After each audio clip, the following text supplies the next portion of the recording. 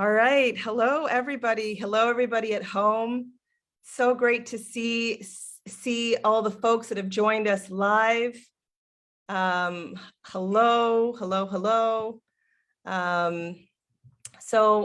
We have a superb panel tonight. I am so excited, and I want to give a huge welcome to those of you who are joining us live at home. Our esteemed guests are Senator Yuen Pau Woo, Dr. Xiaobei Chen, and Dr. Timothy Stanley. My name is Bianca Mugyenyi, and I will be your host today. So again, you're tuned into Beyond Sinophobia and Anti-Asian Racism in Canada-China Relations. And this is presented by Canada-China Focus in partnership with the Chinese Historical Society of British Columbia. This is also the 2021 Paul and Eileen Lin Commemorative Lecture. So for everyone on Zoom, I'm just letting you know that we are also live on the Canadian Foreign Policy Institute's Facebook page, and that's facebook.com/Canada Policy. And Kayla from the Center for Global Studies at UVic is going to be posting links in the chat today. So many thanks to Kayla for your work behind the scenes on that. So for folks at home, please do share this to your social media and with friends who might not be on Zoom. And the link for that again is facebook.com/Canada Policy. So I'm with Canada-China Focus, who are the organizers of today's event. And again, before I go any further, there's still folks coming onto the call. I want to thank our virtual audience for joining us live today. I want to thank the panelists who've taken the time to join us today and to share their vast knowledge with us. Before beginning, I also want to acknowledge that I'm speaking to you live from the island of Montreal, Tiohtià:ke, which is situated on the traditional territory of the Kanien'kehá:ka people and the keepers of the eastern door of the Haudenosaunee Confederacy. And this is a place that has long been a point of meeting and exchange among many First Nations. So again, welcome everybody. This event is, as I said, is the inaugural event, the very first of a new project called Canada-China Focus, which is a collaboration between the Canadian Foreign Policy Institute and the University of Victoria's Centre for Global Studies.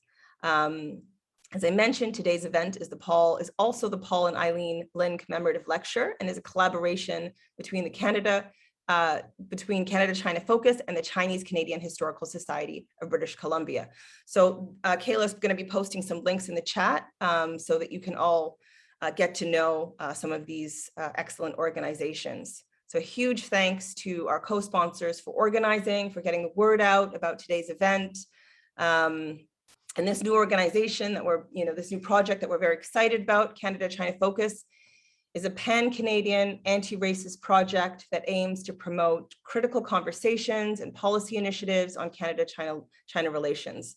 And it's come together as a nonpartisan space for conversations on critical issues related to Canada-China relations, as we're deeply concerned that the current upsurge of anti-Asian racism and xenophobia in Canada, we're deeply concerned that it's affecting many people and many communities across the country. And we're also concerned that this upsurge is shaping public discourse about Chinese Canadians and Canadian policy towards China. So this project is aiming to engage both countries in advancing global decolonization, justice, and peace as essential elements of an independent Canadian foreign policy. So you can find out more about our initial advisory group of community activists and academic researchers from across Canada, as well as how to support CCF at foreignpolicy.ca/Canada-China-Focus. And again, that link is in the chat, and you can sign up to be on the mailing list for updates and announcements. So I'm with Canadian Foreign Policy Institute, which is an org that challenges unjust foreign policy and also works to oppose the racism embedded in Canadian foreign policy. And it's hard not to be concerned with rising tensions between Canada and China. Just last month, for instance, HMCS Winnipeg passed through the Strait of Taiwan alongside a US destroyer. Canadian vessels have repeatedly been involved in so-called freedom of navigation exercises through international waters in the South China Sea. We know things like Canada's working to establish a small military base in Singapore where it can keep a watchful eye on China. And here at home, we're seeing an escalation in attacks on those who dissent from the growing trend to demonize China. So while the prevalence of xenophobia has morphed in the changing political and economic relationship between Canada and China, it threatens to get worse if we don't counter the aggressive anti-China discourse normalized in the mainstream media and politics. And deteriorating relations between Western states and China could have, as we all know, potentially disastrous consequences for the planet, when instead global cooperation is needed to fight threats like COVID-19 and climate change. So, let's embrace the spirit of internationalism that's needed more than ever, because we need to seek out cooperation and not conflict. And we'll be hearing much more about this evening. So for folks at home, the chat is open. Please do say hi and let us know where you're tuning in from. It's so great to hear from people at home. I hope that you can let me know if you're able to post. If you can't, I'll make sure to change the settings. Also, we're going to have a question and answer period at the end, so you can post your questions in the Q&A box, and we'll get to as many as we can, time permitting. Before we hear from our three panelists, we're going to be hearing a word from our organizers, and I'd first like to welcome Rob Ho from the Chinese Canadian Historical Society of British Columbia, who will be telling us a bit about a bit about Paul and Eileen Lin. Welcome. Thanks, Bianca. Good evening, everyone. Welcome to the 2021 Paul and Eileen Lin Commemorative Lecture. Again, my name is Rob Ho, and I'm the co-vice president of the Chinese Canadian Historical Society of British Columbia. On behalf of the board of directors, we are pleased to partner with the Canadian Foreign Policy Institute and the University of Victoria's Centre for Global Studies to bring you this event. I'm honored to be speaking to you from the ancestral and unceded homelands of the Coast Salish people, specifically the shared territories of the Musqueam, Squamish, and Tsleil-Waututh nations, colonially known as Burnaby in Metro Vancouver. For those of you not aware of our society, CCHSBC is a nonprofit, participatory provincial organization dedicated to broadening our shared understanding of the history of the Chinese and British Columbia through research, documentation, preservation, and education. I wanted to share a few words about the Paul and Eileen Lin Commemorative Lecture and its history. Born in Vancouver, Paul Lin was the founding director of the Center for East Asian Studies at McGill University, and also where Eileen received her master's degree in library science in 1969. In 1981, Paul was appointed director at the University of Macau, and together they founded the Soong Ching Ling Children's Foundation of Canada. Paul later became an honorary professor at UBC, and in 1998 received the Order of Canada. In 2004, Paul unfortunately passed away, but both Paul and Eileen have devoted their lives to reestablishing diplomatic relations between Canada and China, enhancing international friendship, and promoting social justice. In 2016, the Paul and Eileen Lin Commemorative Fund was established to sponsor the annual Lin Lecture on historical topics related to China-Canada relations or Chinese-Canadian history. Please consider donating if you're able to continue to bring in outstanding speakers and thinkers like the ones you'll hear tonight. You can contribute directly through our website, cchsbc.ca. Thank you. Thank you so much. Thank you so much, Rob. We're now going to be hearing from Martin Bunton from the University of Victoria's Centre for Global Studies. Welcome, Martin. Thank you, Bianca. Thank you so much. My name is Martin Bunton. I'm the interim director at the Center for Global Studies, filling in for the director, Oliver Schmidtka, who is on a research leave and currently in Germany. I guess it's one of the interesting things about these virtual webinars that so many territories are represented. And at the Center for Global Studies, we acknowledge and respect the Lekwungen peoples on whose traditional territory the university stands. And the Songhees, Esquimalt, and Wasanuk peoples, whose historical relationships with the land and the waters continue to this day. Center for Global Studies is so pleased and honored to be able to support this initiative and to support this esteemed panel. Just some very brief thank yous, but Bianca, thank you so much for all you've done to bring this about. Let me also thank my friend and colleague at the History Department, John Price, who first brought this initiative to Oliver Schmidt at the Center for Global Studies. And of course, we do have an incredible organizing team here at the center. So my thanks to both Jody Walsh and Kayla Klim for their support as well. Thank you, Bianca. Thank you so much, Martin. Thank you. So we are now moving on to the main part of our evening, and it gives me great pleasure to introduce our first panelist.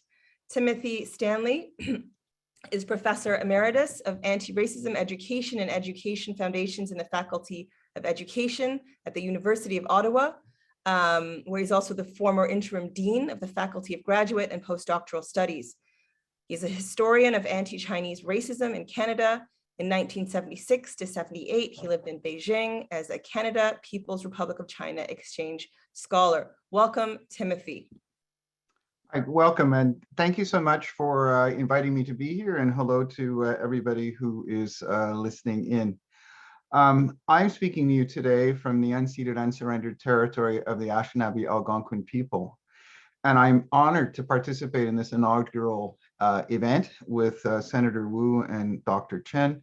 And I'm even more deeply honored that the Chinese Canadian Historical Society of British Columbia is co-sponsoring this event as the this year's Paul and Eileen Lin commemorative lecture.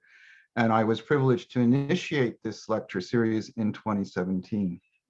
And tonight I hope to build on the spirit of the Lins in attempting to bridge what seems to be at times the unbridgeable divide between people and things Chinese and people and things Canadian. If not for Paul Lin and his support, I wouldn't be with you tonight, nor would I have had the career that I did. Not only did I study contemporary Chinese history with Professor Lin while I was an undergraduate at McGill in the early 1970s, because of his support, I was able to participate in the Canada People's Republic of China student exchange program, studying in Beijing from 1976 to 78, an experience that shaped my life and scholarship ever since. Today, it's worth remembering that this program, which continues, was established on the basis of the idea that whatever the differences between the Canadian and Chinese governments, it's in the interests of both countries to build mutual understanding between their peoples. Although I went to China in large part in search of my own roots as someone who is half Chinese, third generation Chinese Canadian on my mother's side, I discovered realities in China that I think are important to consider. First, people in China are pretty much like people here, and in fact, they have a very similar sense of humor to those of English Canadians. Second, China is not a monolith. It's a very complex place filled with possibilities and contradictions. What happened in Beijing doesn't necessarily happen in the hills of Sichuan or vice versa. Third, the Chinese Communist Party is not all powerful, even if it thinks that it is, and things don't happen just because it says so, but require considerable education and outreach. Fourth, even the Chinese government is not monolithic, as in many ways it's a series of independent autonomous bureaucracies. If one says no, another says yes. And finally, although the jia or household / family is the root structure of China, everything in China works on the basis of guanxi, or relations as the Chinese call it, networks of contacts. Amongst other things, this means that if you wish to build links to people and institutions in China, you need to see this as a long-term process of building a relationship. Today, our world is facing vast challenges: possibility of thermonuclear apocalypse, global warming, destructive internet technologies. Yet I would argue that of all the challenges of our times, racism is the most important, as it conditions how we respond to all the others. Racisms construct either or absolute racialized binaries that make it easy to see people as so different from ourselves that they become expendable. The exclusions that racisms organize make the divisions of our common world appear to be both natural and inevitable. And for many of us, they become unquestioned, taken for granted as just the way things are, even as we reproduce them. It becomes easier to build walls to keep those that we see as different out than it is to work together to find the solutions to the challenges facing us. And racists never have to engage with the human consequences of their exclusions. This makes everything possible. Without engaging across difference, what we see as windows open to the world become, in fact, mirrors that reflect our self-constructed images back at us. And as Bianca mentioned in her introduction, we can see these racist binaries at work in much Canadian and American media about China. China is often represented as the boogeyman threatening us. Blame for the coronavirus, expansion into the South China Sea, and military modernization are represented as major threats to world peace. Now, part of what's going on in all of these things is that what we're seeing is at worst a very partial representation of what's going on. And often what's excluded from discussion is things that are also taking place in similar ways on our side. So just with respect to the coronavirus, for example, while it is true that many Chinese officials may have been inept or even lied about what was going on, we've seen other governments around the world do similar things. For example, the government of the province of Alberta or Donald Trump's America. And while the World Court has ruled that Chinese expansion into the South China Sea is illegal, we don't see the sailing of the US Navy through these seas accompanied by its Canadian allies as unusual. And how would we feel, for example, if the Chinese Navy sailed in international waters between Haida Gwaii and the mainland? And while it's true China is modernizing its armed forces, according to the CIA fact book for this year, China has all of 5,000 troops posted overseas, mainly in UN peacekeeping missions in Africa, while there are approximately 100,000 American troops around the world, almost none in UN peacekeeping missions. We can see similar kinds of exclusions at work when it comes to global warming. Despite the pact announced by the US and China, for many people, Canada is seen as the big boogeyman. And they say, why should we reduce if the Chinese are producing so much? And it's true that China is responsible for 28% of the world's total emissions. But consider for a moment that Canada, a country of 0.48% of the world's population, produces 2% of the world's emissions. This means that Canadians are 2.6 times more responsible for global warming on a per capita basis than are the Chinese. And my point here is not to apologize for the Chinese government, but it's to suggest that it is, while their policies may well be inadequate, so are those of Canadian governments. As a historian of racisms and of Chinese experience, Canadian experience, I can tell you that there's in fact very little going on here that is new.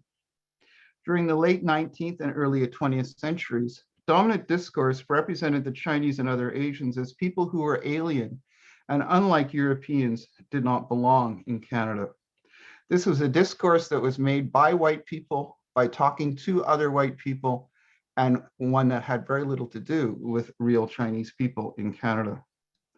Racist ideology was actively taught through the curriculum of public schools, as we can see, for example, in a 1909 geography textbook that urged its student readers to consider, quote, the Chinaman who keeps a laundry, unquote. It explained, quote, you can easily see that he's not native to this country. He has no family, no wife, no children, unquote. Real Chinese people in Canada disappeared in this description. Most Chinese workers had families in China, but were unable to bring them because of the head tax, a tax designed to keep their families out.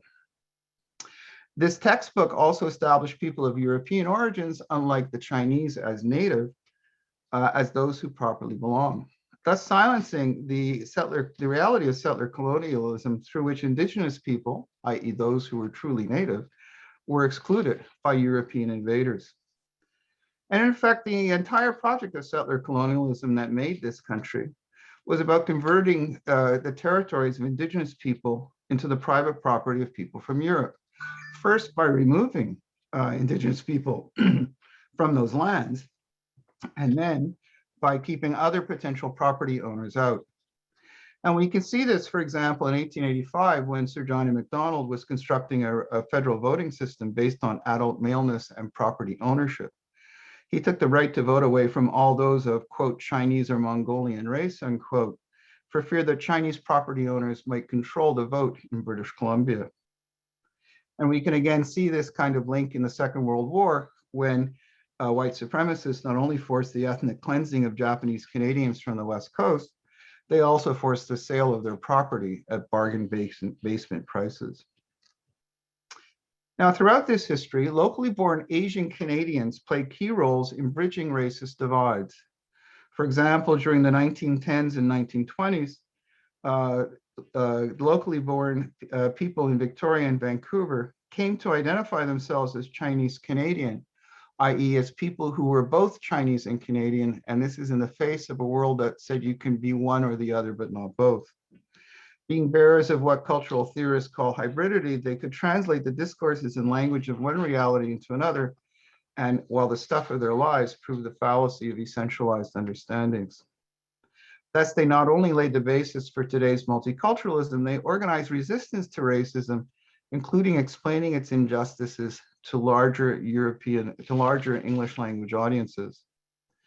And this is exactly the kind of engagement that Paul Lin brought to his work and to his career. Born in British Columbia, growing up in the interior of BC, educated in the US, from early on, he became a public speaker to non-Chinese audiences about China. At first, to build support for China following the 1937 invasion by Japan. After the Second World War, the chilly climate of McCarthyism, his and Eileen's interest in the transformation of China taking place following the communist victory, as well as family connections, led them to go to China in 1950, where Paul eventually became the head of English language broadcasting for the Overseas News Department. And the Lins remained in China until 1963. During this time, Paul Lin experienced the ups and downs of the Chinese Revolution firsthand. He participated in the land reform movement. He lived through the 100 Flowers campaign. He was in the first cohort of intellectuals to be sent down to the countryside. And like millions of others, the Lin family lived through the privations of the Great Leap Forward. But by the early 1960s, he decided that China was growing too inward, too interior looking, and needed to develop wider relations with the world. And he constantly felt that his best role would be to return to Canada to build understanding of what was happening in China. Yet from the moment of his return, he drew the attention of security forces who consistently treated him as if he were a spy. In 1964, the Vancouver province forced his removal from a post as a part-time lecturer at UBC after they threatened the university with a major expose that would have closed down the Department of East Asian Studies. Lin resigned to protect the department, which was fortunate to me because that led him to his appointment at McGill. In 1976, the Lin's son, Chris, was killed in a suspicious traffic accident near Bellingham, Washington. And the Lins were convinced that this was, in fact, a deliberate act of murder by anti-communist forces. Throughout this time, Paul's lectures and academic work focused on explaining the Chinese Revolution in its own terms. Since he had seen part of it firsthand, he was able to make it not just a matter of theory, but of the stuff of people's lives. In 1969, he organized a major conference aimed at normalizing Chinese and American relations, which resulted in Henry Kissinger contacting him in 1970, who was then Richard Nixon's national security advisor, to ask him to communicate the United States' desire to normalize relations to Chinese Premier Zhou Enlai, something that Paul Lin was able to do later that year. During the 1970s, along with other Canadian sinologists, he worked to develop academic links between Canada and China, and later worked on developing business links as well. And there is no doubt that in all of this was about, in part, meeting the interests of the Chinese government. But as he always says, his efforts were also in the interests of the Canadian government as well, something that it implicitly recognized in giving him the Order of Canada. To appreciate the importance of the bridging work that he did during this era, it's really important to understand how cut off China was from the rest of the world during the 1950s, 60s, and 70s. When I arrived in Beijing in 1976, 10 days before the death of Mao Zedong, the Cultural Revolution was in full swing. Foreigners were rare, You couldn't fly there directly from Canada, the US, Western Europe, or even Japan. Beijing airport was tiny. To make long distance phone calls, you had to go to a single bureau in central Beijing. Except for the members of the US liaison office, one or two Chinese American students, there were no Americans there. Tourists were rare. Travel to China was extremely expensive. Except for sales of Canadian wheat, trade with China was little or more than a trickle. There were a handful of foreign journalists. The major work of the consular section of the Canadian Embassy was tracking down Chinese Canadians who had returned to China so that they could receive their Canada Pension Plan payments. Grain and cotton were rationed. Coffee was unavailable except in Shanghai. The major People's Daily was all of six pages long. The news in Beijing radio tended to reproduce what it said in the newspapers. TV was just beginning. Films, opera, art were controlled by the ultra-left policies of the Gang of Four. And the only other media were the big character posters people put up on walls. Beijing was a city of 4 million people made up of 2- and 3-story buildings that literally shut down at 10 o'clock at night. And they didn't roll up the sidewalks because there weren't many sidewalks. When I returned to China for the first time 36 years later in 2014, when I was the interim dean of grad studies, what I could not get over is how connected it now is to the rest of the world. You can fly to Beijing from Toronto in 13 hours. Beijing airport now has 4 terminals, each one larger than the other. And in fact, there's a new, even larger international airport that's been opened. Local newsstands openly sell journals that were restricted to party members and high-level state cadres during the 1970s, and also sell the latest Vogue magazine. There's no rationing. On one trip to China, I had the best cappuccino I've ever had in my life in a very small shop off the beach in Qingdao. If I read the sign right, the owner came number 2 in the World Barista Championships. Although it doesn't broadcast news critical of China and the Chinese government, TV news rebroadcast reports from Al Jazeera and the BBC. Everyone under the age is attached to a cell phone under the age of 40. And while the Internet Great Wall blocks access to many sites in the West, including, I suspect, that of the Senate of Canada, it does not work well enough to tell you what you're not getting. And Chinese hackers are very talented at getting around it. Today, for good or ill, we are connected to China in multiple ways. 1.5 million Chinese Canadians have family and other connections to China.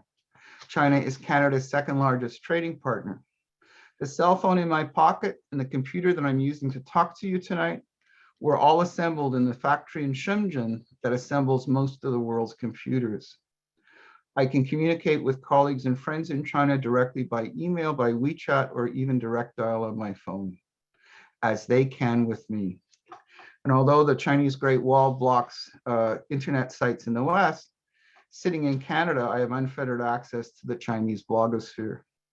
And today, rather than 50 Chinese exchange students in Canadian universities, as there were in 1976 to 78, there are 140,000 Chinese students in Canada.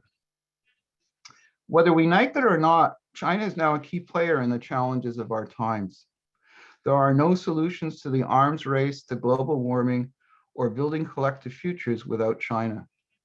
At the same time, there is much in common between Canada and China when it comes to the pitfalls of racism and settler colonialism.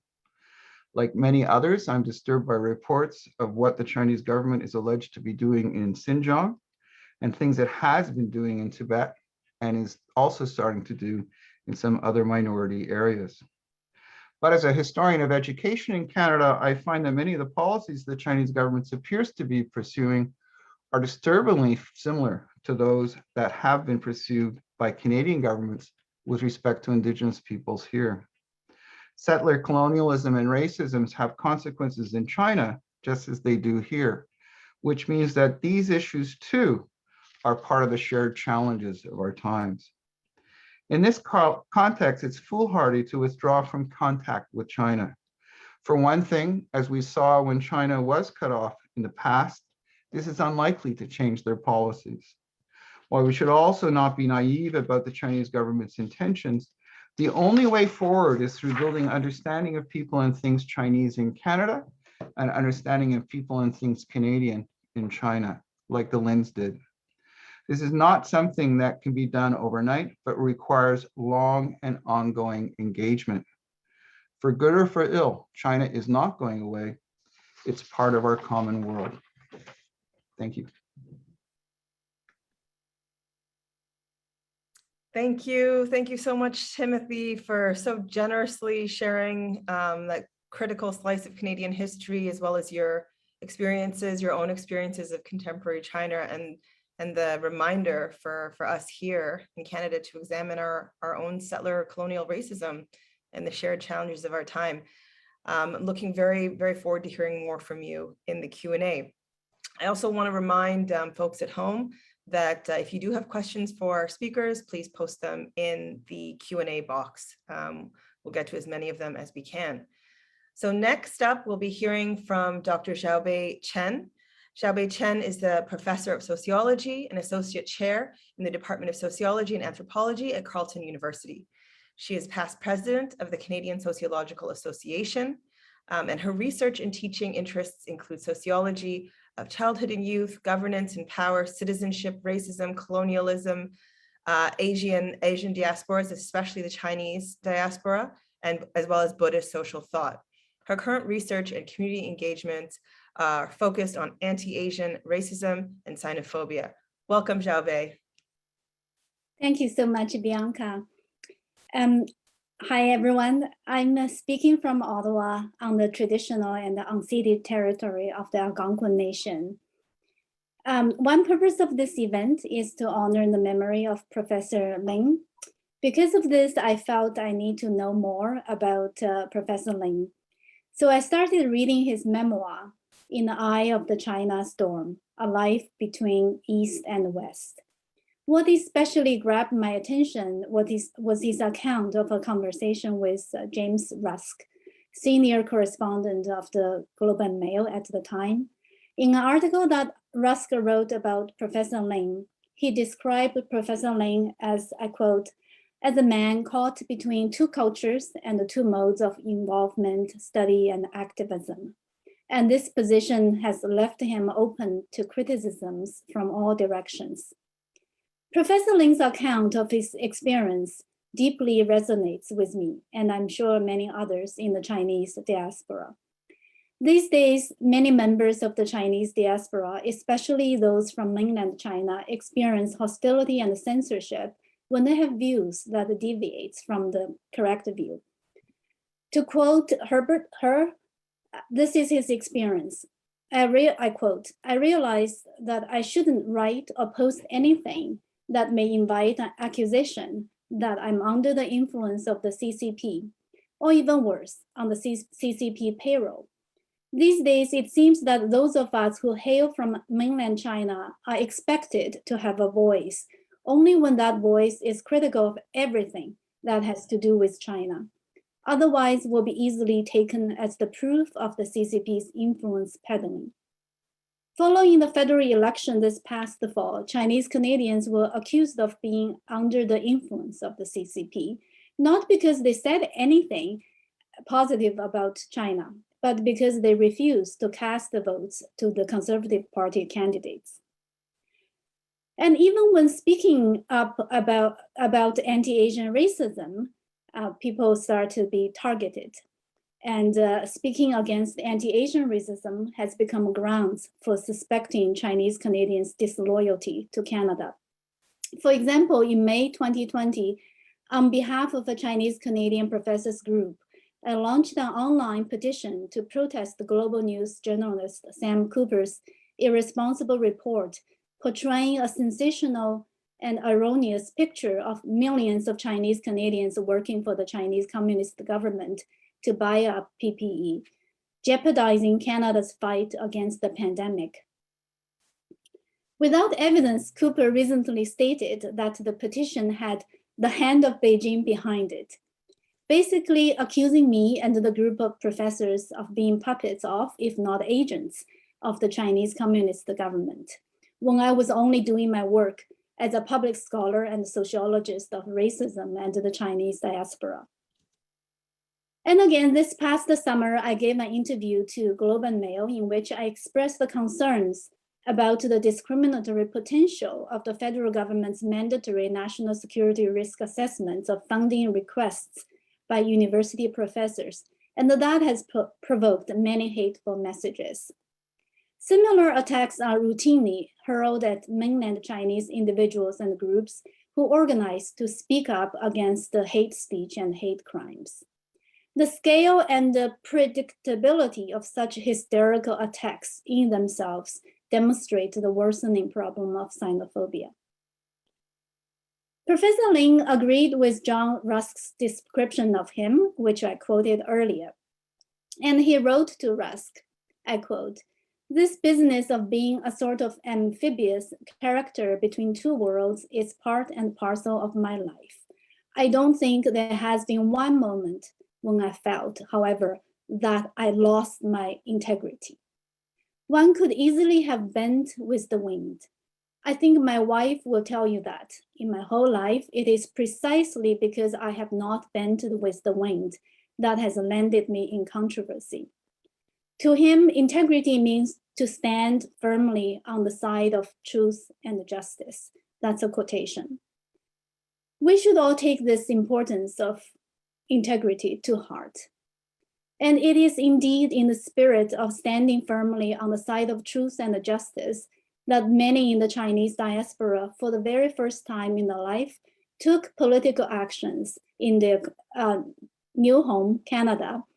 They signed a petition to protest against the Global News defamatory article. They organized the public education sessions about racism against the different racialized groups, and they organized the webinars about the importance of civic participation and voting in elections. The irony is that these actions are treated with suspicion. They are suspected of acting on behalf of the Chinese government simply because they stood up against anti-Asian racism. So I'm a sociologist, so my efforts to be on the side of truth and justice, and my main mode of public engagement is through research, is based on research. So I just take a bit time to briefly share some analysis and the findings from my research about the discourse of xenophobia and the ways of countering it. French literary critic and the social theorist René Girard's theory about mimetic desire and the scapegoating mechanism is by far the most extensive work on understanding the central place of sacrificial violence in human society. From historical ritual scapegoating to present day, when scapegoating is secular, political, more widespread, but simultaneously shallower, in the sense that scapegoating is still a key mechanism to generate hatred, and but it targets diverse and transitory victims. Girard identified the three components of the scapegoating mechanism: crisis, accusation, and the choice of victim. Crisis. According to Girard, scapegoating is precipitated by two crises. The initial crisis could be anything: natural disaster, political conflict, outbreak of disease, or housing affordability crisis, to name some examples that we are familiar with.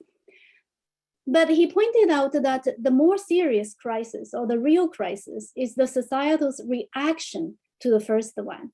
It is a comment on the first. The second crisis is in place when the reaction becomes uniform. That is, despite the social differences by class, race, ethnicity, gender, political orientation, age, etc., virtually everyone thinks and acts the same way in reaction to the initial crisis. That's the moment when the second crisis sets in. Accusation. This social crisis of homogeneity, as described by Girard, involves making an accusation and choosing a victim to blame for causing the initial crisis. In our present day, such an accusation is targeting the Chinese diaspora, who are seen as threats and causes of major problems in Canada. This is one systemic dimension of anti-Asian racism that many have refused to recognize. The backdrop to this discourse is the emergence of a consensus across political spectrum about China as enemy number one, not just in spheres of ideology and security, but also in technology and the economy. Sinophobia is similar to Islamophobia, or Islamophobic hysteria. Here, collective anxiety about the threat of China leads to guilt by association and the desire to punish the surrogate victim in order to restore perceived control. Victims. According to Jiha's study, the victim, the scapegoat, bears some universal signs. Most notably, they must bear observable differences. The surrogate victim is identified through group racial profiling, how they look, where they migrated from, and what they say or not say about China and the Chinese government. Immigrants from mainland China and their Canadian-born children are faced with anti-communist prejudice and classified into two groups. Victims of the Chinese Communist Party on the one hand, or accomplices of the CCP on the other. This is actually something I wrote about as early as 2008. Those who categorically denounce the Chinese government as the enemy are embraced as victims. And those who have more nuanced views about the tension between China and the West, and the US-led West, or those who are simply apolitical are suspected to be communist agents or puppets.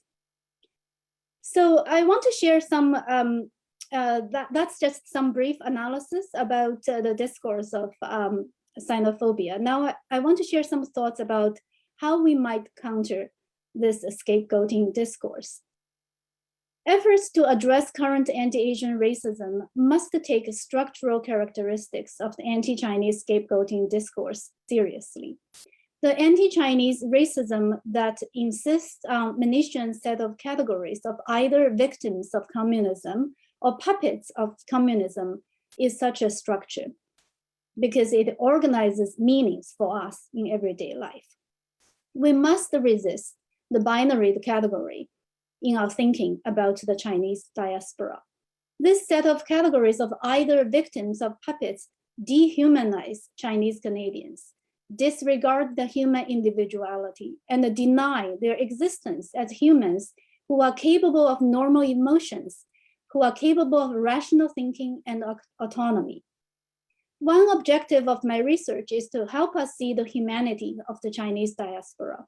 We are not puppets, we are humans with a rich life, with a wide range of life experiences, with emotions, and with agency.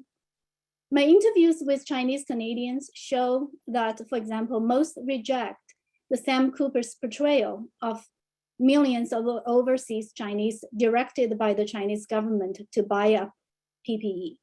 Here is a quotation from an interviewee. "This is nonsense. All this is from a human instinct. I would have bought face masks for my sister.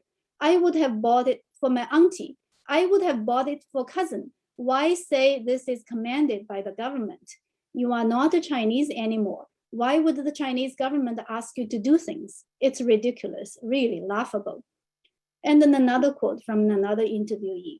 "I cannot say anything about this story of the Chinese government organized the Chinese Canadians to buy face masks because I don't know. I myself has not been paid attention to by any organization." Laugh. "I do know most of the purchases were by private individuals and were voluntary."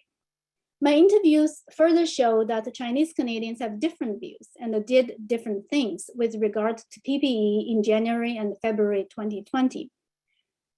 Here are some reports from what I have found. Most knew of or heard about others who bought PPE. Some bought PPE to send to families and friends. Some others collaborated with private businesses in China as purchasing agents, probably participated in price gouging to make some money, something that was distasteful but not limited to the Chinese. And some offered to buy PPE for their families and friends, but were declined by the families. And some chose not to buy PPE for anyone in China. Because in the case of one interviewee, he said, I know China has the manufacturing capacity, it will catch up very quickly. And indeed, it did caught up very quickly in March. And some did not buy PPE for anyone in China, but received the PPE from family and friends in China since March 2020. In other words, people did all sorts of different things about PPE in January and February 2020, contrary to the extremely skewed picture painted by Sam Cooper in his report. And another direction I think we can counter this xenophobic discourse is actually to do some hard analysis about the structural crisis of colonialist and racist capitalism. In order to counter xenophobia, we must also have an evidence-based and undistorted understanding of challenges we face in Canada. One is we need understanding about the global capitalist interests. We need more study about the impact of global capitalist interests. American, Canadian, and other Western corporations have profited immensely from moving factories to comparatively low-wage, no-benefits factories in China. They have also been selling technology to Chinese partners. In the other direction, Chinese investors have been courted by corporations to invest in American, Canadian manufacturing, real estate, oil sands, and mines as early as in the 1990s. The housing crisis in Canada, particularly in Vancouver, is the damage wrought by financial capitalism. And yet, similar to O'Flynn and his colleagues observed about the situation in Ireland in the aftermath of the financial crisis, as the crisis builds, there are increasing attempts to transfer the blame of the burden of blame to groups lower down the social structure. It seems to me that the housing crisis, what it manifests is a class-based contradiction that has been racialized or ethnicized and blamed on a specific subgroup of investors, deflecting the blame on the whole group of financial capitalist elites. And another challenge we have is the defunding of public institutions. As Reich commented in The Guardian, the US and similarly other Western countries, including Canada's response to China's massive economic rise and assertive geopolitical stance should be, I quote, more public investment in basic research, education, and infrastructure to boost productivity and wages, similar to the response to the Sputnik shock in the 1950s. Canada indeed should shake itself out of post-Soviet, the end of history complacency, and the mode of aggressive neoliberal private accumulation and concentration of wealth. And then the other challenge is erosion of democracy in Canada. Reich argued that the greatest danger Americans face today actually is not from China. Rather, it is our drift toward proto-fascism. Political scientists Levitsky and Ziblatt also cautioned about the erosion of democratic institutions when there is a breakdown of mutual toleration in a democracy and the breakdown of respect for the political legitimacy of the opposition. Indeed, perhaps we should have cared more than we have. For example, the recent Supreme Court of Canada decision in Toronto v. Ontario, with 5 Supreme Court judges upheld Doug Ford's law changing the rules of Toronto's municipal election during the campaign. As Professor Valverde commented at the time of the hearing, I quote, "I think most Canadians would be very surprised to hear that there is a big debate at the Supreme Court about whether it's all right for provinces to just throw local democracy out the window. That to me is a crisis. Instead of paying more attention to these complex problems of our own, it seems to be more gratifying and profitable to exaggerate the danger of China, which, to quote Wright again, may encourage a new paranoia that further distorts our priorities, encourages nativism and xenophobia, and leads to larger military outlays." I'll stop there. Thank you. I look forward to the discussion. Thank you. Thank you so much, Xiaobei. Thank you for correcting so many erroneous assumptions and suspicions that are aimed at scholars, activists, and other members of Chinese and other Asian communities, and for sharing your brilliant analysis and findings on xenophobia and anti-Asian racism. It's great to hear about ways of countering it, including your call to resist the binary categorization as victims or puppets. And I look very forward to hearing more from you later on. So our next speaker is Senator Yuen Pau Woo. Appointed to the Senate of Canada in November 2016, the Honorable Yuen Pau Woo sits as an independent representing British Columbia. He's been the facilitator of the Independent Senators Group since 2017 and was re-elected for a second two-year term in December 2019. Senator Woo has been working on public policy issues related to Canada's relations with Asian countries for more than 30 years. From 2005 to 2014, he was president and CEO of the Asian Pacific Foundations of Canada, where he continues to serve as Distinguished East Asia Fellow. Senator Woo has been a member of numerous Senate standing committees and from foreign affairs and international trade to national finance, energy, the environment, and national resources. Welcome, Senator Woo. Thank you, Bianca. Good evening, everyone. I am from Vancouver, traditional territory of the Squamish, Musqueam, and Tsleil-Waututh, but I'm speaking to you from Ottawa today, nation's capital, traditional territory of the Anishinaabe Algonquin. It's a pleasure to be part of this event, and I thank the Canadian Foreign Policy Institute and the University of Victoria Centre for Global Studies for organizing it. Also a great honor to be on this panel with Professor Stanley and Chen. I really enjoyed their presentations. I'm afraid mine will be much less scholarly, but I hope I can provide some insight from a legislator's perspective and also from some experiences that I have had, which perhaps will elucidate some of the points raised by Professor Stanley and Professor Chen. Everyone is agreed that there has been a rise in anti-Asian racism over the last 2-3 years. That is not in dispute. Our various governments at the municipal, provincial, and federal level have decried the rise in anti-Asian racism.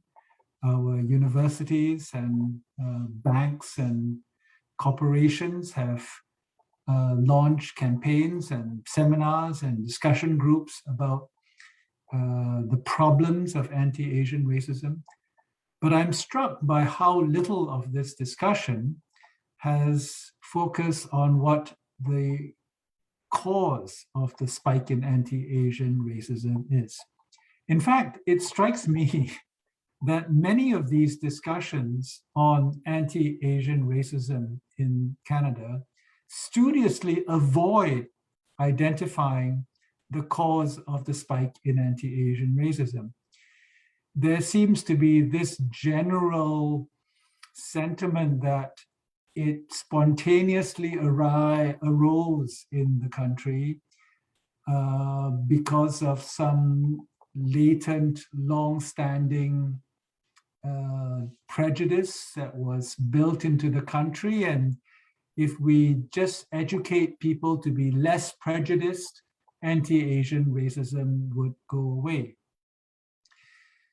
That in itself is a highly problematic way of addressing and tackling the problem of anti-Asian racism, because if there is a spike in hate against and towards Chinese and other Asians in recent years, it's incumbent on us who are concerned about it to try and identify the underlying cause.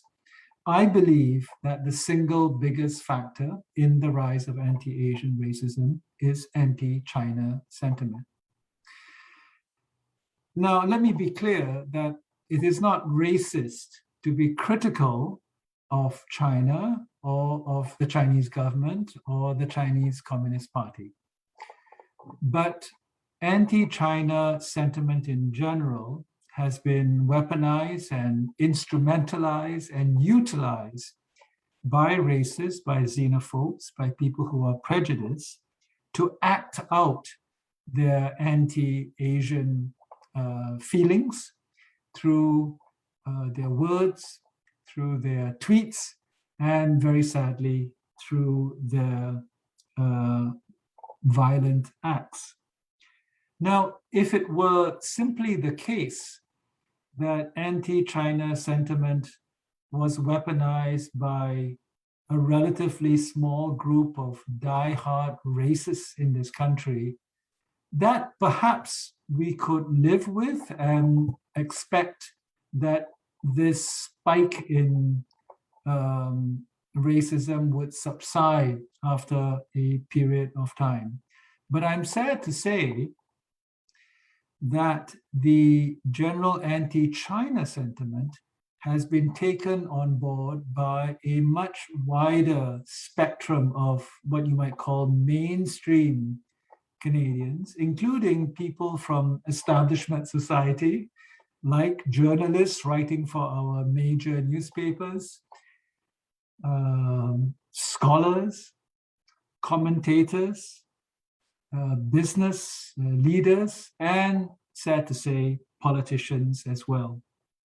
And the way in which the broader establishment, if you will, has taken on anti-Asian racism is by conflating anti-China sentiment with the idea that any association with the Chinese state, more particularly the Chinese Communist Party, should be seen as suspect and perhaps worse, individuals who are deemed to have connections to the Chinese state should be deemed as dangerous. The great problem, of course, with this attitude is that the nature of the Chinese state is that it is a Leninist party structure which has its tentacles throughout Chinese society. Whether you like the system or not is not the point. It is that it is virtually impossible to be connected to Chinese civil society, Chinese business, Chinese academic and research institutions without having some connection to the Chinese state and the party. And if in fact one takes the view that all contacts with the party or all connections with entities connected to the party are deemed to be suspect, then the effect of our policy towards China is that we will only deal with Chinese dissidents. This is a function of a definition of the Canada-China relationship, which poses China perhaps not as the enemy, but certainly as a threat. And those who are particularly exercised about the China threat have, I'm afraid to say, successfully turned the conversation from one that is about developing sound foreign policy to pursue Canadian interests to one that is about crafting litmus tests and other forms of categorization which define which Chinese entities and partners are suitable and which ones are not. Again, as I've said already, if you take the view that the Chinese state is inherently untrustworthy and that we should not have connections with the state, it will make it virtually impossible to have ties with Chinese businesses, universities, cultural organizations, and indeed individuals. And this, of course, is the point that Xiaobei raised with us, where even in this country, where we are ostensibly far removed from the Chinese state, we have politicians and journalists and others who seek to categorize Chinese Canadians living in Canada, pursuing Canadian lives, seek to categorize them by the associations they have, by the organizations they join, perhaps by the technology they use, the social media apps that they prefer, and the events that they attend. And if any of these connectors point in some way to the Chinese state, these individuals and these organizations are deemed as untrustworthy.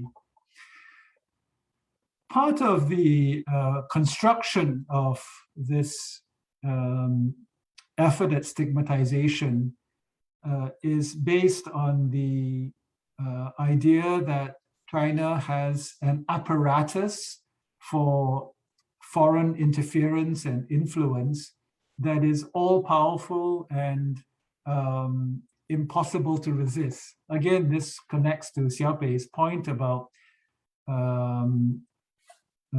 Chinese Canadians being dichotomized as either victims or sympathizers. But proponents of the view that China is a threat would often also extend a perception of the Chinese state as having the ability to somehow control the views and actions of Chinese Canadians far removed from the People's Republic of China. Sometimes this power is described as the influence of the United Front Work Department. And often I've heard this kind of view based on a comment which Xi Jinping himself said about the United Front Work Department being what he called China's magic weapon. Now, I don't believe in magic, and I don't think Xi Jinping believes in magic either, and I don't think any of us should believe in magic. But clearly, those who want to stigmatize and want to project a view of China as an all-encompassing threat would like to latch on to the idea that Xi Jinping and the Chinese government, in fact, does have this magic weapon called the United Front Work Department. This is why we have stories such as the one that Professor Chen told us about the personal protective equipment. And I might just elaborate on that story to point out how contradictory the criticisms have been, particularly in the media, but I'm sad to say even in the Senate of Canada. I remember early on in the COVID pandemic, before COVID arrived on Canadian shores, that Chinese Canadians who were trying to mobilize PPE to send back to China to their families and loved ones were criticized for being agents of a Chinese state. They were assumed to have been mobilized by the Chinese government, essentially to steal PPE out of Canadian hands into the Chinese population. When the reverse happened, after China's COVID numbers had subsided and our numbers started to rise, these same Chinese groups and organizations tried to mobilize PPE from China to offer to Canadian hospitals and nursing homes and so on.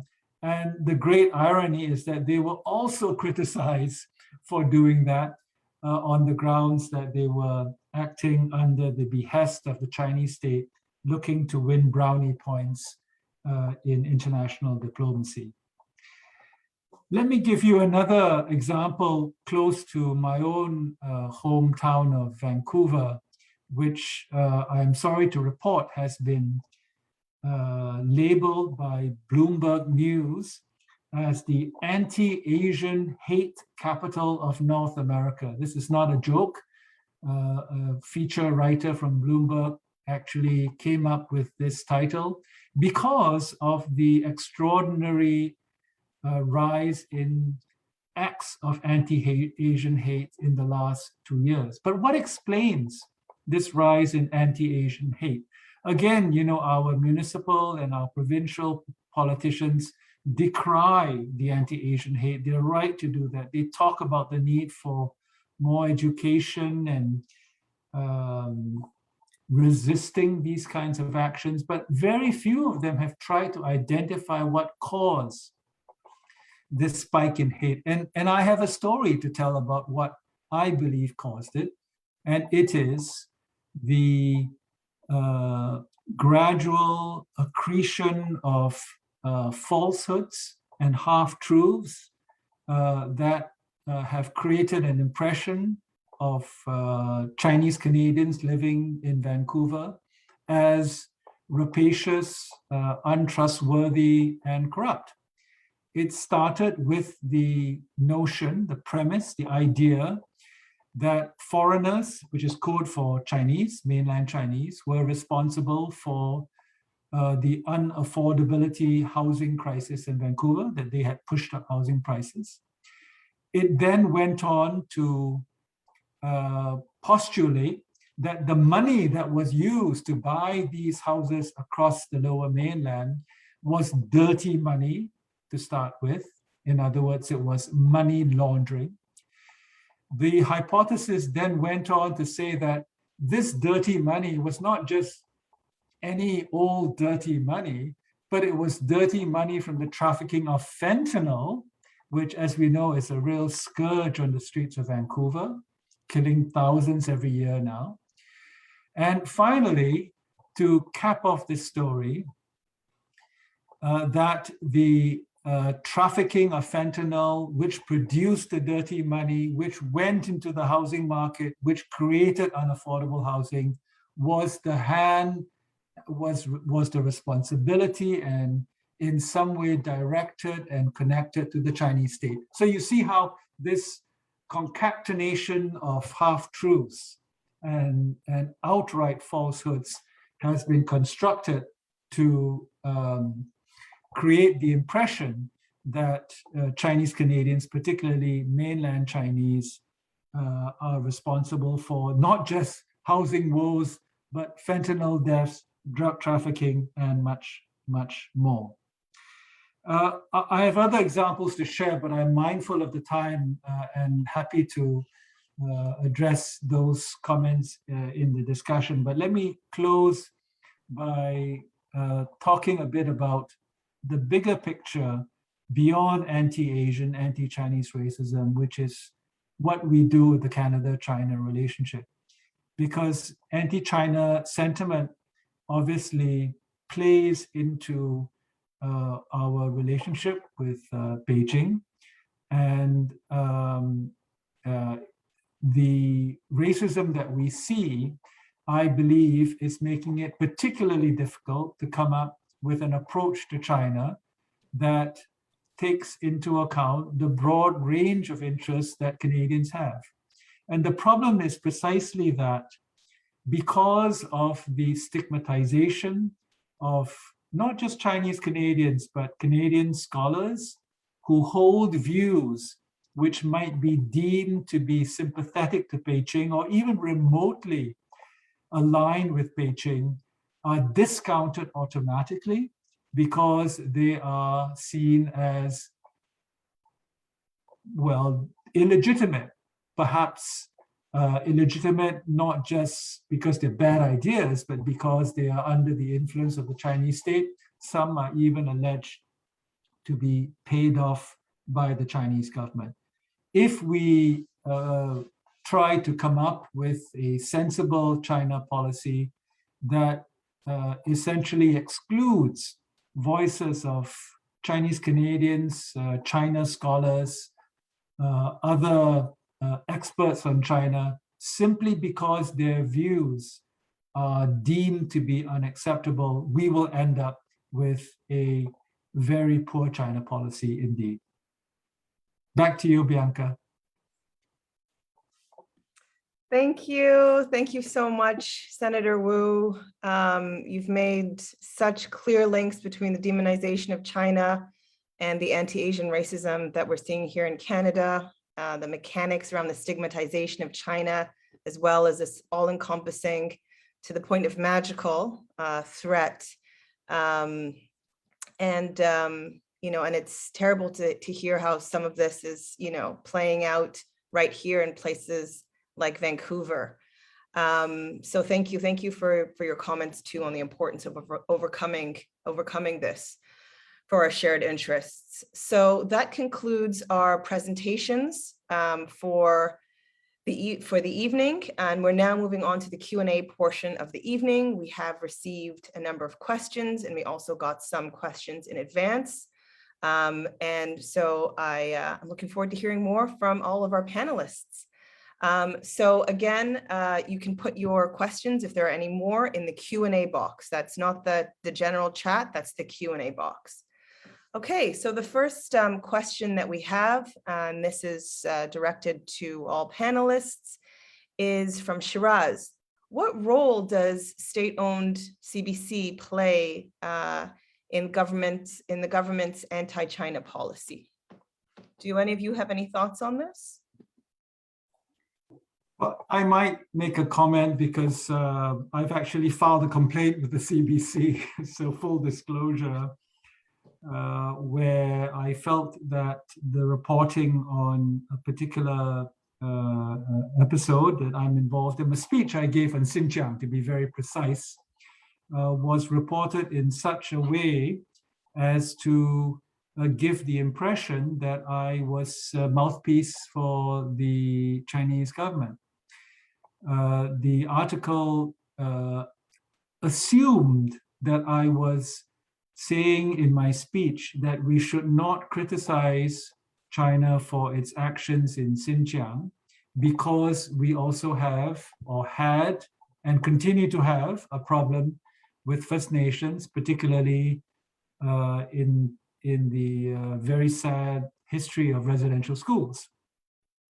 When in fact I said the opposite.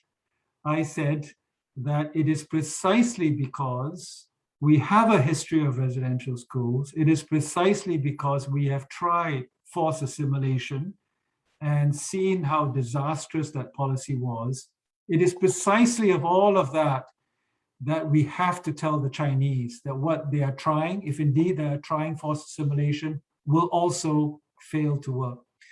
But the CBC seemed to be much happier with a story that pretended that I was avoiding criticism of China, that I was accusing Canada of hypocrisy, and most of all, that I was echoing the views of the Chinese government. Thank you, Senator Wu. Tim, Xiaobei, do you have any thoughts on this? Yes, I think on my other thought is that I think it was great for Senator Wu to call out CBC on that.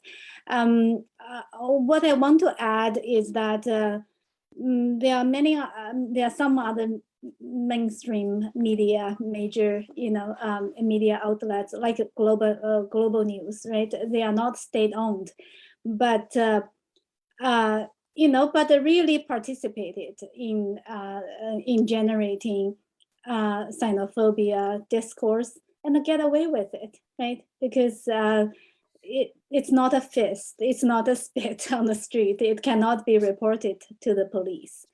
So I think there's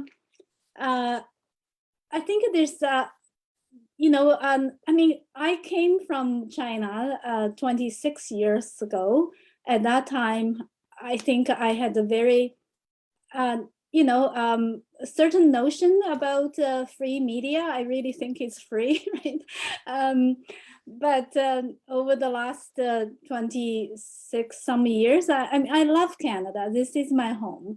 But at the same time, I'm also a trained sociologist. So I notice media's bias, right? I write and analyze it. And it's something that many people in Canada do not understand, right? At least in China, people know that the media is not free and the media is biased. But in Canada, I think a lot of us do not know on certain issues, especially, China, for example, there are certain filters. A lot of different views do not get published in major mainstream media. You have to go to fringe media or even Twitter to get a better reports than CBC or Global News and National Post, Global Mail, etc. I just wanted to sort of just add a small point that for many people living in Canada, what's represented through mass media becomes for them the taken for granted truth. And it just has to do with the nature of the power and the dominance of certain discourses. And we've seen this consistently about the ways in which racializing and racist discourses happen with respect to other groups. We've seen it in the case of anti-Black racism. We've seen it in the case of anti-Chinese racism in Toronto newspapers 10, 15 years ago. It's a pattern that keeps getting repeated. And it's something important to think about. It's not just that there are individual journalists, some of whom are better than others, and some who may be better at actually reporting what Senator Woo actually said, but it's a whole system that actually works to sort of present things in particularly untextured ways. So, thank you. And on the subject of sort of prejudice and whatnot, Mujtaba has a question. It's directed at Professor Chen. Do you think the concept of model minority has contributed to the rise in xenophobia, especially as China has become more of an economic superpower over the past 2 to 3 decades? I really appreciate this question. So thank you so much, Mujtaba. I have a lot to say about this. The brief answer is that yes, absolutely. And there are many dimensions of this. First of all, is as you pointed out, there is this stereotype of Chinese as wealthy, right? And also Chinese as successful.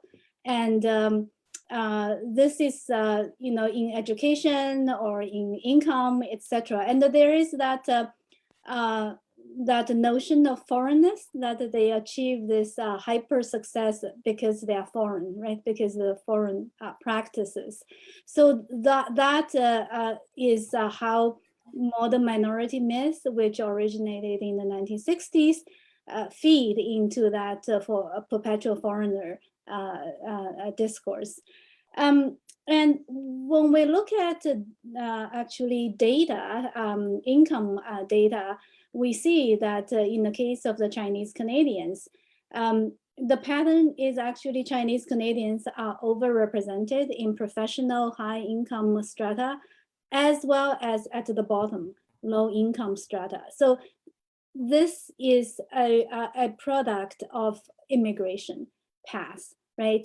Because those who are concentrated in the professional occupations come through the skilled immigrants program and the investment programs, etc. And those who are at the bottom are often not seen.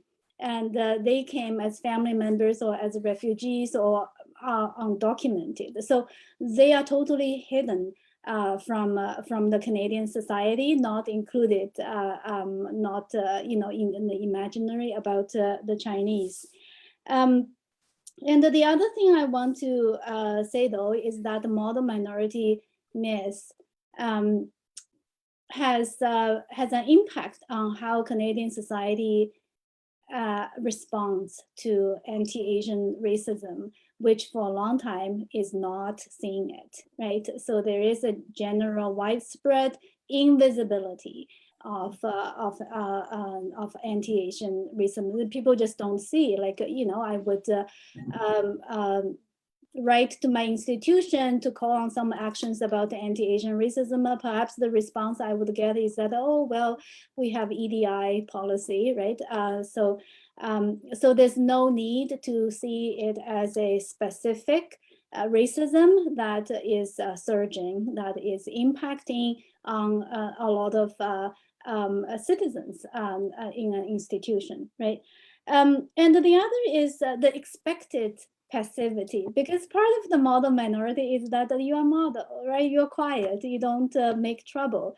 So I feel that. I feel like, you know, then when we speak up, I don't know, maybe especially when an Asian woman speak up, then people treat it as suspicious, right? Well, she must be having the hand of Beijing behind her. How could she even have her own mind and have the, you know, courage to speak up? She must have been whatever agent of Beijing. So that's damaging, right? That's really refusing to see that Chinese and Asians, by extension, as having agency, as having the capacity to think for ourselves, and to speak and to take action. So and another dimension of that is that it also affects how some within the Chinese Canadian communities, there are quite lively debates about how to respond to anti-Chinese sentiment as well, right? And some do not want to take action because then they are not a model anymore, right? They will be seen as troublemakers. Thank you, Professor Chen. Let me tell you another story about the presumption of lack of agency on the part of Chinese Canadians. Xiaobei alluded to it, but I'll give you the fuller story. You will know in the recent federal election that the Conservatives lost 3 seats in ridings which have very large Chinese populations, 2 in Richmond and 1 in Markham. The newspaper commentary that came out soon after those losses was that these ridings must have been targeted by the Chinese government, the Chinese state, and it was foreign interference that led to the loss of these seats, because the Conservatives put forward a rather hawkish policy towards China. And this is not a comment on the Conservative policy or otherwise, but the presumption that these journalists were making is that Chinese voters in Richmond and in Markham cannot make up their own minds, that if they chose to vote against something in a platform that they didn't like, it must be because somebody was manipulating their minds. Sort of like what Xiaobei said about how can a Chinese woman have a point of view. And then to make things worse, there was this analyst who came up with the theory that actually it's not true. There was no foreign interference because this person studied the linguistic composition of a riding in Richmond, which was lost, and found that the majority of the Chinese Canadians in that Richmond Center riding were Cantonese speakers as opposed to Mandarin speakers. And his conclusion was that if they're Cantonese speakers, they must be anti-Beijing, and therefore they would not have been influenced by Beijing. They would have voted out of their own volition. Now, his intentions may be good, but the whole idea that you would categorize Cantonese speakers as being necessarily anti-Beijing and Mandarin speakers as necessarily pro-Beijing is symptomatic of exactly what Professor Stanley and Professor Chen described, the kind of boxing of Canadians into simple categories. Thank you, Senator. We have some questions now that are zooming out to Canada's sort of broader foreign policy. We have a question from Robert who asks about Canada's current alignment of foreign policy with that of the USA. He mentions the long and friendly border, which he says is very hard to avoid and dismiss. And I'm going to couple this with another question that someone has about how much room does the Canadian government have to maneuver on these issues vis-a-vis the US? Well, why don't I start? I do want to hear the views of Professor Stanley, Professor Chen as well. The first thing to say is that Canada-China relations have always taken place in the shadow of Canada-US relations. This was true in 1949. It was true under Lester Pearson. It was true under Diefenbaker when he sold wheat, of course, to China, the famous story. But most people don't know that he sold wheat to China against the wishes of Eisenhower, against the wishes of John F. Kennedy. In fact, the Americans even tried to stop Canada from selling cars, automobiles to China.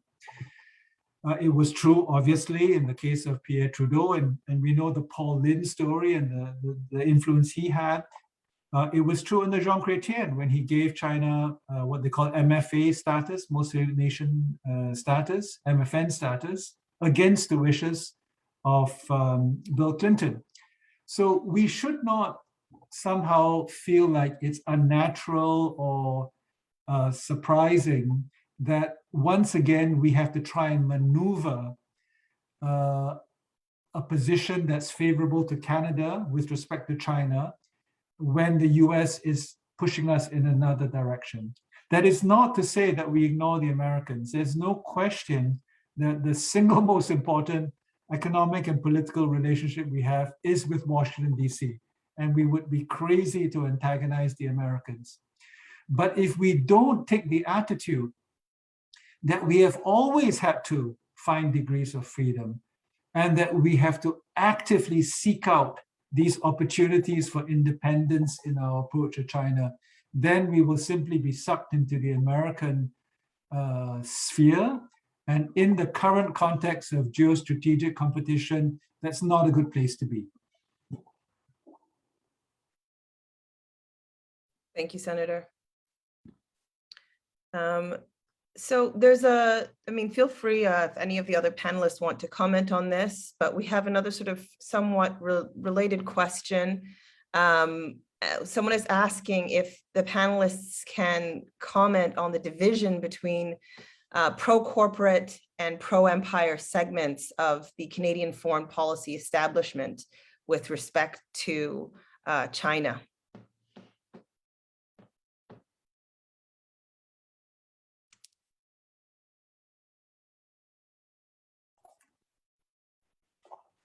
I'm hoping one of my colleagues will address that question. I don't quite understand it, so I'm not sure I can. Okay. I think the question is probably alluding to, is there a difference in stance when it comes to sort of China policy and anti-Asian sentiment between elements of the foreign policy establishment that might be more interested in trade and, sort of, that kind of relationship versus a more pro-empire relationship. Does that make a little bit more sense? I'm not sure which empire we're talking about. Okay, we can certainly move on from that question. And then on the same subject of Canada's relationship to the US, do panelists think that there has been much of a difference on China between the Trump and Biden administrations? Well, I'll start on that one. The short answer is no. The mood music has changed, and from all reports, the summit between Biden and Xi in the last couple of days was cordial and positive, probably constructive as well. But the instinct in the United States is to lean tough on China. And in the context where President Biden and the Democrats in general disagree with the Republicans on pretty much everything, having a common enemy and a common point of agreement, such as being tough on China, is a comfort zone for them, and it would be very hard for them to stray from it. That is not to say that I don't think there has been an improvement, or that I don't prefer the Biden administration over the Trump administration. But in big picture terms, we are still in hyper strategic competition, and in still a very, very dangerous zone that could be disastrous for most of all for the region, but also for the rest of the world. Thank you. We have another question about Canada's Chinese Canadian community. The question is, the Chinese Canadian community is diverse. How are different groups reacting to the anti-Asian racism?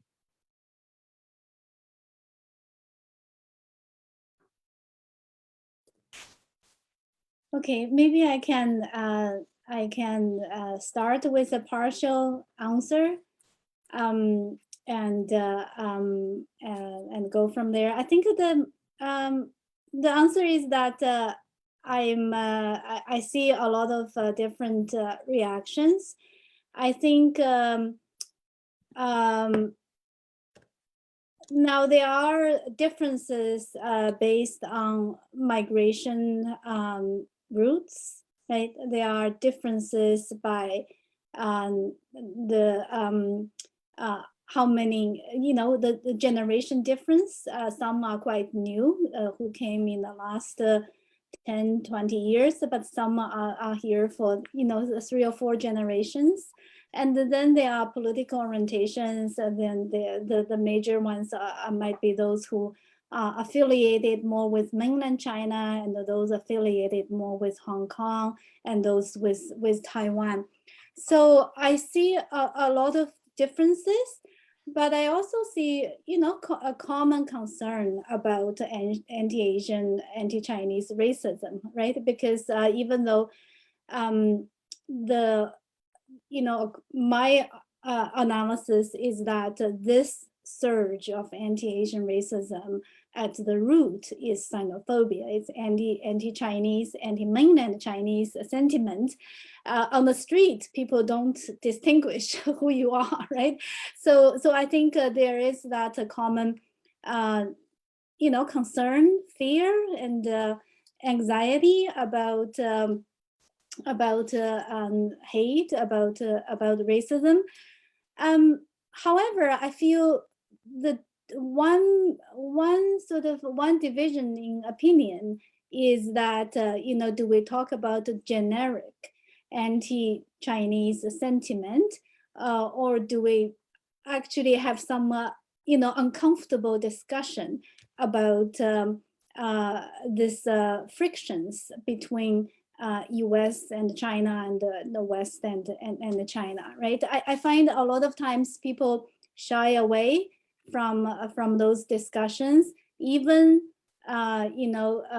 social justice organizations, anti-racist organizations tend to kind of walk around those issues, right? Rather than tackling that, I think is unavoidable question about how geopolitics is provoking anti-Asian racism, and how that is a characteristic of anti-Asian racism, right? When we think about anti-Japanese sentiment in the 40s and in the 80s, they all have geopolitical. They're all because of the conflicts with Japan, the rivalry with Japan, and so on, right? So that is one particular characteristic of anti-Asian racism. It's anti-immigrant, and it's always associated with geopolitics. So I feel that's one thing I sense, that some are more reluctant. I would say the majority are reluctant to talk about that, and but some are more, some, especially the mainland Chinese groups, certainly see that, right? That anti-China sentiment is what they experience every day. Can I jump in on that? Xiaobei is absolutely right that the geopolitical element is unavoidable. And yet, as I said in my remarks, that's precisely the element that all of our establishment organizations are avoiding. There was a major anti-Asian racism event organized by a bunch of universities in this country, a banner event to talk about solutions and so on. And they totally avoided the issue of anti-China sentiment or the geostrategic root of this racism problem. And the reason is that they do not want to be subject to the criticism that that it is racist to be anti-China. And it's not. It's not racist to be against the policies of the Chinese government or to have objections to what is happening in Xinjiang or Tibet or Hong Kong. But people are so fearful of that stigma that they've stayed away from it. And because they've stayed away from it, anyone who tries to venture into that territory is then automatically labeled as being a stooge of the Chinese government. And when that happens, those voices are not factored or they are not taken as seriously in thinking about how to craft a sensible Canada-China policy. And that will put us in a great bind because we are leaving out an important segment of opinion in looking out for Canada's interests with respect to China. Thank you. So we're coming close to the end of our session tonight. I think I'm only going to take about 1 or 2 more questions. We do have an interesting question about whether panelists can further clarify their views on international students, many of whom come from China. Do Canadian universities exploit these students? Are Canadian universities complicit in new forms of colonization? Maybe I could, on my former Dean of Grad Studies hat, to sort of deal with this. First, we need to know that Canadian post-secondary institutions are these days completely dependent on foreign students for their survival. Across the country, provincial governments have been reducing their contributions to post-secondary education, and the only way out of the bind is recruiting international students. And the largest number of students currently have been coming from China. And so then we get into sort of the actual details of what happens to those students. So a common perception is that students who come from China all come from super rich families. And in fact, that's not true. The super rich families go to, they go to Harvard and places like that. They don't go to the University of Ottawa or Carleton, right?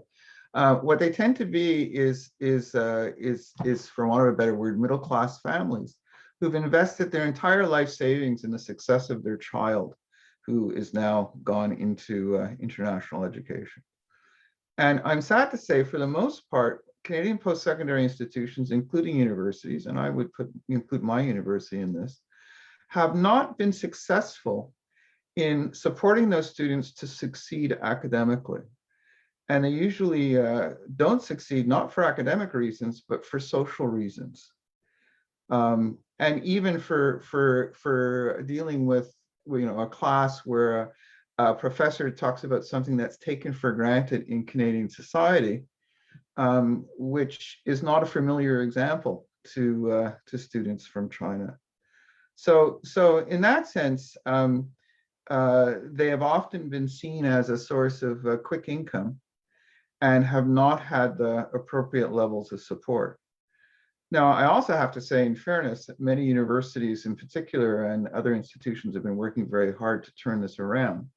But again, this becomes colored by the assumption that all students are alike. Well, each student has particular and different unique needs, and not everyone needs the same kinds of support and help. So it's a great question. I don't know if that's a clear answer. Thank you. Yeah, I'll just add a little bit. I totally agree with what Professor Stanley said, and I feel to some extent the Chinese students, their tuitions are needed, but they are barely tolerated because professors complain about them, oh, they're bad English and this and that, and just really they are and when there are problems, it really reminded us of how Asians have historically been treated in this country, that the labors, whatever is needed by Canada is needed, but other than that, your life doesn't matter to us, right? So in the case of, the surge of anti-Asian racism, the universities have not done a good job to protect the students, Asian students. I haven't seen any specific programs to address their needs, to alleviate their concerns, to address the safety concerns. So there have been studies actually in the US about hate crimes that has identified that hate crimes against the Asians, a lot of them happen in educational spaces. So educational settings is actually high risk settings for Asians, including international students. So that's something that really have not been taken seriously by universities. Thank you, for Professor Chen. So I think I'm going to go to the last question, or the last sort of set of questions, which have very similar sentiments here. Quinton asks, what role do ordinary citizens, civil society, marginalized groups, both in China and Canada, have in forging relations and tackling common issues? He also asks, do we risk prioritizing colonial and majoritarian mindsets by only focusing on relations between governments? And then we have a question, what can people in Canada do to counter xenophobia and anti-Asian racism? These narratives, including the narrative around being stooge of the Chinese government for having thoughts. I'll hand it over to our panelists for your final thoughts on those questions. Can I just say something on the civil society links? Because one of the sectors, oddly enough, that is still very open in terms of Canada and China is education. And in part, even the field of education is seen as a technology in China rather than as a humanities, and it along with the sciences tend to be very open. But the trouble is to actually get Canadian students to go the other way, to go to China. So, for example, the exchange program that I participated in, which still exists, allows 25 students a year to go to China, and 50 Chinese come here. It's having trouble actually recruiting enough students to go to China and to spend a couple of years there. So we get into the situation where, frankly, they're learning about us, but we're not learning about them, and that's a suicidal thing. So.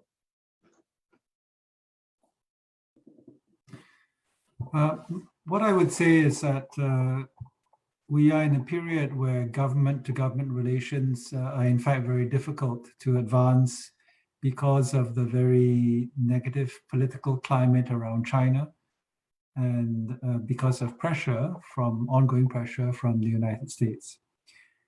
But we should not let that stop people-to-people ties, institutional ties, civil society ties, as Professor Stanley has said, cultural university ties.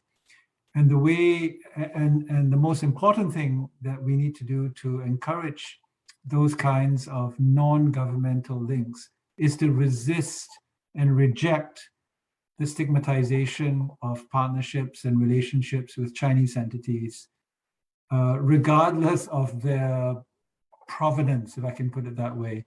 There will be journalists and there will be politicians and wise guys who will try to say to you that you should not attend an event organized by this organization because the Chinese consulate happens to be present there. You should reject that. Of course, you should have your own view about whatever's going on in China and whatever's being said, and you can reject any propaganda that comes out of the mouth of the Consul General. But do not accept that somebody is going to place boundaries on what you do and where you go and what apps or what devices you use because they are prejudiced against the source of those contacts. Thank you, Senator. Any other final thoughts? Yeah, I want to go back to the beginning part of the question, which is how to counter xenophobia. I think the basic thing is to not to fall into that binary of victims or sympathizers, right? It's very easy to fall into that because it's saturated, right? The media has been schooling us into that kind of thinking. So we need to really stand out on our toes all the time against that kind of thinking. And in Canada, I mean, I studied history of missionary work in China and the church history and so on. So I mean, I want to put it in a generous way, but in Canada, culturally, there is that rescue impulse, right? That savior complex. And that, you know, that's how a lot of Canadians see immigrants and see refugees. And recently, one of my colleagues published a paper about how the refugee system expects suffering narratives, right? So refugees, you know, had to tell a lot of sufferings in order to qualify, right? And so I think it's not that they didn't suffer, but it's this expectation that Canada is the rescuer of all the victims from Islam, from communism, you know, all come to me, I will take care of you. That kind of simplistic understanding of life is not helpful. You know, people's, like, in my case, my family suffered a lot in China during the Cultural Revolution. I don't have time to go into details, but I have lots of details to share, and it's heartbreaking, right? But do my family see themselves as primarily as victims of the Chinese Communist Party? No, they don't, right? So I think it's worth, we need to have that curiosity to understand them on their terms, not on our terms, not to, you know, insist on our conceptual map to impose that on other people's lives. I think that's you know, to get away from that rescue impulse and superiority, you know, savior complex, to understand people on their own terms. I think that's an excellent note on which to end. Thank you so much, Professor Chen, for that rousing summary, and thank you all so much, all of our panelists, for a lively, important discussion. It's been truly enlightening to hear your clear perspectives on these complex and critical issues surrounding Canada-Asia relations, xenophobia, and anti-Asian racism, and the connections between them. Just a few announcements. If you like events like these, please do consider making a donation to Canada-China Focus. The link is in the chat, and also to the Lin Memorial Fund. And you can sign up for announcements, events, and other updates around Canada-China Focus's work at foreignpolicy.ca/Canada-China-Focus, and the link is also in the chat. Thanks again to our co-sponsor, the Chinese Canadian Historical Society of British Columbia. Thanks to Martin Bunton and Rob Ho for their remarks. Thanks to Kayla at the Center for Global Studies, who's been providing technical help and all the links for folks at home. And last but not least, thanks to our incredible panelists, Senator Woo, Dr. Chen, and Dr. Stanley. It's been a tremendous event. We've all learned so much from you. Thank you for your generous sharing. That's it for our program today. Good evening, everybody. Thank you.